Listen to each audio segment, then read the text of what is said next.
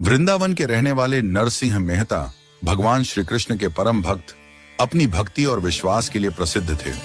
अनेक कठिनाइयों के बावजूद उनकी आस्था में कभी कमी नहीं आई।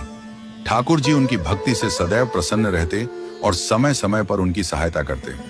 यह कथा उनके पुत्र के विवाह की है, जिसमें ठाकुर जी ने उनकी लाज रखी और अपनी दिव्य लीला का प्रदर्शन किया। नरसिंह मेहता के पुत्र का विवाह एक बड़े सेठ की बेटी से तय हुआ। सेठ का परिवार धनी और प्रतिष्ठित था, लेकिन जब सेठ को पता चला कि नरसिंह मेहता आर्थिक रूप से कमजोर हैं, तो वह चिंतित हो गए।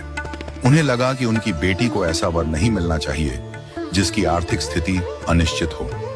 सेठ ने नरसिंह मेहता को एक पत्र भेजा, जिसमें बारात के लिए कुछ शर्तें रखी। पत्र में लिखा था कि बारात में हाथी, घोड़े, नगाड़े बजाने वाले, लालटेन लेकर चलने वाले और आभूषणों से सजे बाराती होने चाहिए। अगर यह व्यवस्था हो सके तो ही विवाह होगा। सेठ ने पत्र के ऊपर जय श्री कृष्ण लिखा और नरसिंह मेहता के पास भिजवा दिया। जब नरसिंह मेहता ने पत्र देखा तो जय श्री कृष्ण देखकर उन्होंने कहा, यह तो ठाकुर जी का पत्र है।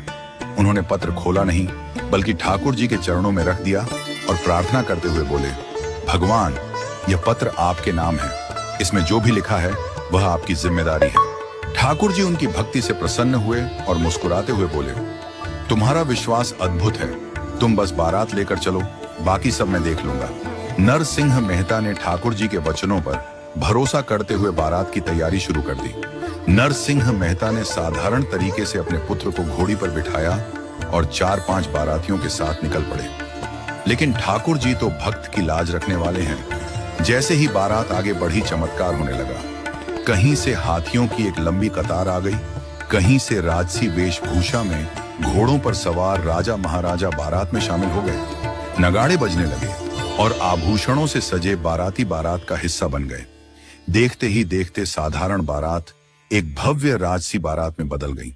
जब बारात कन्या के पिता के घर पहुंची तो सेठ ने पहाड़ी से बारात का दृश्य देखा। यह देखकर वह चकित रह गए। उन्हें लगा कि यह किसी बड़े राजा की बारात है। सबसे आगे नगाड़ों के बीच स्वयं द्वारिकाधीश ठाकुर जी नृत्य करते हुए बारात का नेतृत्व कर रहे थे। यह अद्भुत दृश्य देखकर सेठ का सारा अभिमान चूर हो गया। सेठ ने खुशी खुशी अपनी बेटी का विवाह नरसिंह मेहता के पुत्र के साथ संपन्न कराया।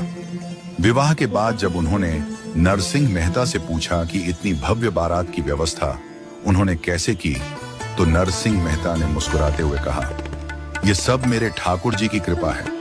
मैं तो केवल उनका सेवक हूं, बाकी सब उन्होंने संभाल लिया। यह घटना ठाकुर जी की भक्त वत्सलता